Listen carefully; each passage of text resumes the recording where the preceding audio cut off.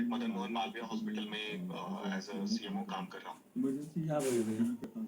और आज आज आपके समक्ष आया हूँ जनरल हेल्थ अवेयरनेस जो यूथ में होना चाहिए, युवाओं में होना चाहिए, उसके प्रति जब हम कॉलेज में जा रहे होते हैं तब फिर क्या क्या चीज़ों पे ध्यान देना चाहिए हमें अपने स्वास्थ्य को लेकर के, उसके बारे में हम आज चर्चा करेंगे।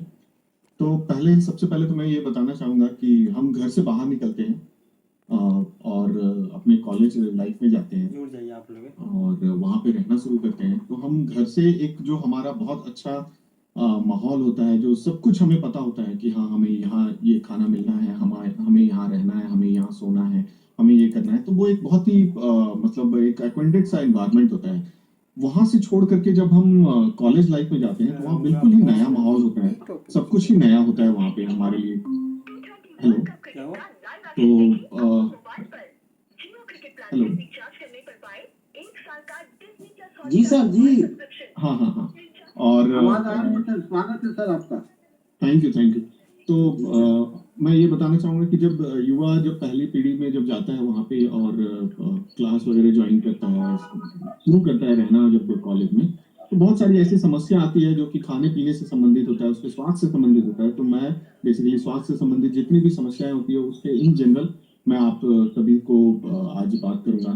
तो सबसे पहली चीज मैं ये बताना चाहूंगा कि जब आप बाहर जाते हो तो अपने आप को कभी भी ये महसूस नहीं करना चाहिए कि हम मैं अकेला हूँ। आप एक नए सिरे से आप एक नए सिरे से एक नई चीज की शुरुआत करने जा रहे हो, आपकी पढ़ाई शुरू होने वाली है, चाहे वो किसी भी सब्जेक्ट की हो रही हो, और आप वहाँ पे घबराने की जरूरत नहीं है, अपने आप को बिल्कुल काम और स्टेबल रखने की जरूरत है। आपको अपने तरीके से जो भी नियमित रूप से खाना पीना जो कुछ भी वहाँ मिल रहा होता है उसका ध्यान रखना है। आपने अपने पर्सनल हाइजीन जो होती है उसका बहुत अच्छे से ख्याल रखना है, क्योंकि जब आप घर पे होते हो तो आपका ख्याल रखने वाले माँ बाप सभी कोई होते हैं, आपके भाई बहन कोई ना कोई आपको जरूर देख रहा होता है। लेकिन जब आप घर से बाहर निकल रहे होते हो तो फिर आपको कोई बताने वाला नहीं होता है कि हाँ आपने क्या करना है। सबसे बड़ी दिक्कत उसी समय आती है, और सबसे ज्यादा तकलीफ और भटकने का या फिर अपने ऊपर ध्यान ना देने का जो होता है वो उसी समय होता है जब हमें कोई बताने वाला नहीं होता है। हम किसकी बात समझें, किसकी बात ना समझें, किसकी बात माने, किसकी बात ना माने, कौन हमें सही बता रहा है, कौन हमें गलत बता रहा है, ये चीजें हमें नहीं पता होती है। तो उस चीज को हम कैसे समझें अपने आप में, तो सबसे पहले हम अपने स्वास्थ्य का ध्यान रखेंगे। और उस स्वास्थ्य के ध्यान रखने में सबसे पहले हम बताना चाहेंगे कि आप अपने वजन का बहुत अच्छे तरीके से ख्याल रखें।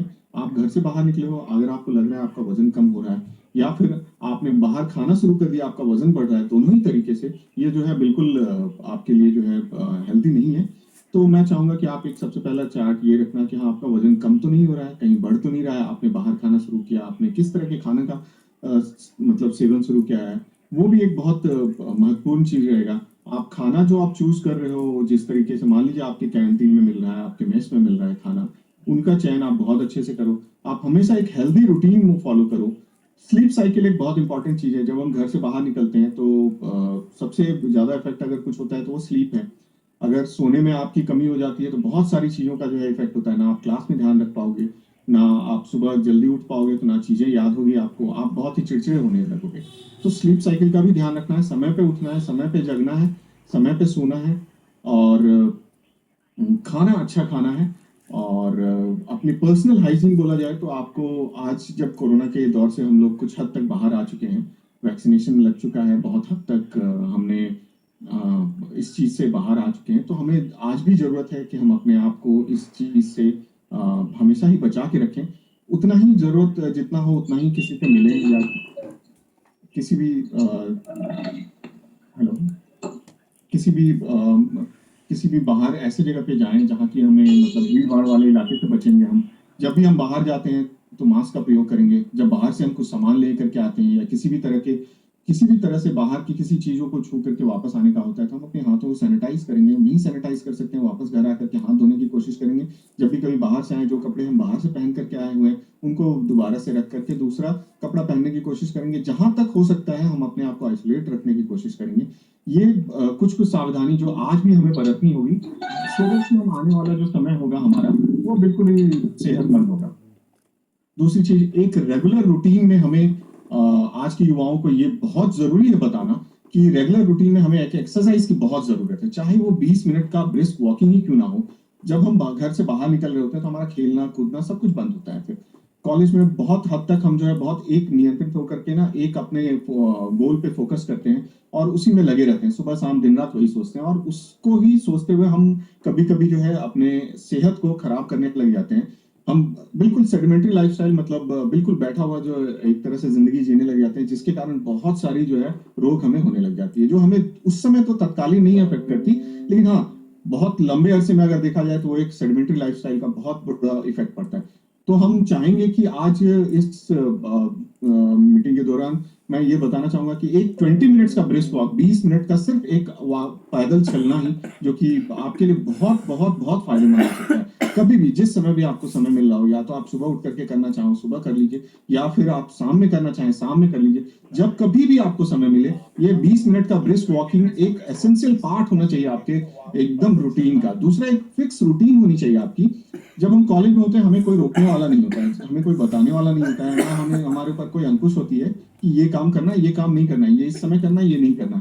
लेकिन हाँ, हमें खुद के ऊपर स्वयं के ऊपर जो है नियंत्रण रखना पड़ेगा और हमें इस चीज का एक फिक्स रूटीन बनाना पड़ेगा कि हाँ हमें इस समय तक जो है हमें खाना खा लेना, इस समय तक हमारे लिए जो है व्यायाम करना बहुत आवश्यक है, चाहे वो सुबह का समय हो शाम का समय हो या किसी भी तरह एक टाइम फिक्स होना चाहिए कि हाँ 20 मिनट हमें इसके लिए देना ही देना है।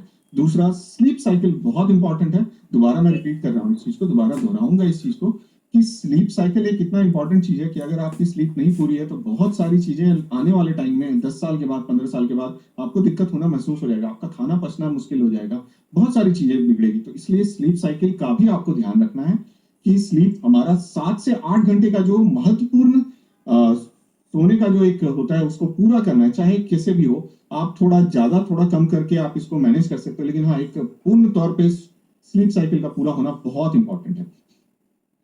इसके आगे फिर आप एक हमेशा एक हेल्दी रूटीन फॉलो करेंगे, एक रूटीन वे में हर कोई कोशिश करेंगे कि आप अपने मतलब नियमित रूप से उठना, नियमित रूप से सब कुछ कार्य करना, नियमित रूप से कॉलेज जाना और नियमित रूप से वापस व्यायाम करके और नियमित रूप से खाना खाने का भी ध्यान रखेंगे। और अगर कोई समस्या होती है, चाहे वो कोई भी समस्या हो, तो उसके लिए तुरंत से तत्पर होकर के आगे आकर के किसी ना किसी को, जो भी वहां पे निर्धारित आपके मेडिकल पैरामेडिकल स्टाफ होंगे, उनको बताना है। ये चीज नहीं कि हाँ ठीक है कोई बात नहीं अभी हो रहा है बर्दाश्त कर लेना है कल को ठीक हो जाएगा, तो ऐसा नहीं सोचना है। कभी भी कोई भी आपको तकलीफ हो रही है तो उसको तुरंत से बताएं, सो दैट कि अगर जिस चीज का अगर निदान पहले हो जाए, बहुत कहते हैं अर्ली अगर पता हो जाए तो हमें अर्ली डायग्नोसिस हो जाए तो हम बहुत सारी चीजों को अवॉइड कर सकते हैं, बहुत बड़े खतरे को हम पहले ही जो है ठीक कर सकते हैं। तो इसलिए कोशिश करेंगे कि अगर कोई तकलीफ भी हो रही है, कोई किसी तरह से बीमार भी पड़ रहा है, तो उसको तुरंत से आकर के हम बताएं। तो फिलहाल के लिए आज के लिए इतना ही मैं बोलना चाहूंगा। Thank you so much.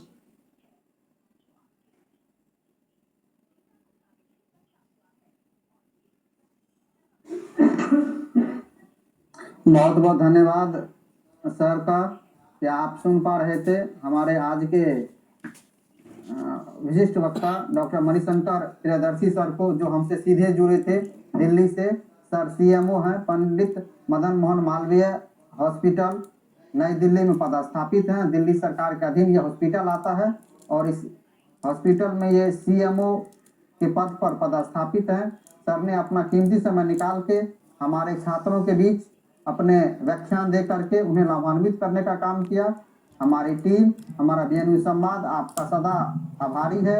और सर ने कम समय में जो हमारे हेल्दी लाइफ को कैसे हम ठीक रखें, सर ने अपने व्याख्यान के दौरान इस बात को भी बताने का काम किए हैं कि सोने में कोई कोताही नहीं होनी चाहिए। 7 से 8 घंटे सोना ही चाहिए। अगर हम नहीं सोते हैं हमारा पाचन क्रिया बिगड़ जाता है, हम अनिद्रा के शिकार हो जाते हैं। सर ने हमें कहा कि पैदल भी चलना चाहिए और कम से कम 20 मिनट चलना ही चाहिए। सुबह चलिए शाम चलिए, जैसे भी आपको होता है डेली रूटीन में वो शामिल होना चाहिए, ताकि आप असमय काल के गाल में समाने से बच सकते हैं और आप स्वस्थ रह सकते हैं और फिट रह सकते हैं। फिट आप रहेंगे तब ही इंडिया फिट रहेगा।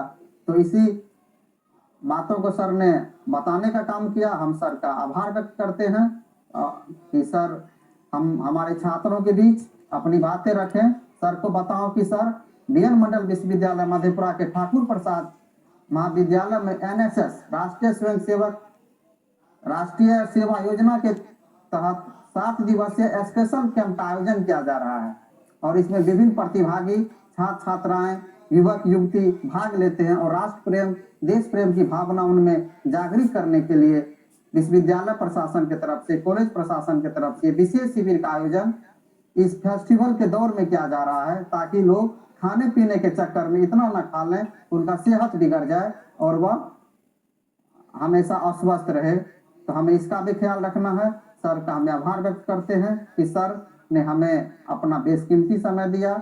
आप थे डॉक्टर मणिशंकर सर, जो कि सीएमओ पंडित मदन मोहन मालवीय हॉस्पिटल में पदस्थापित है, जो कि दिल्ली सरकार के अधीन आता है, केजरीवाल सरकार के अधीन आता है और दिल्ली में प्रचलित भी है मोहल्ला क्लिनिक।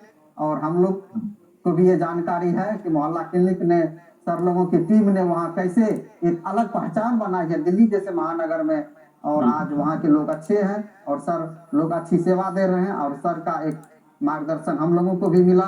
हम सर से आग्रह करेंगे कि सर ने हमें अपना समय दिया, हम पुनः कल सर का समय चाहेंगे और सर का हम आभार व्यक्त करते हैं और शुक्रिया अदा करते हैं कि सर आपने समय निकाल करके हमारे यूथ को, हमारे स्वयंसेवकों को, हमारे स्वयं सेविकाओं को एक बहुमूल्य जानकारी दे करके उन्हें सेहत उनका कैसे फिट रहेगा, कैसे वो निरोग रहेंगे, इन बातों को आपने बताया। सर का बहुत बहुत शुक्रिया, आभार।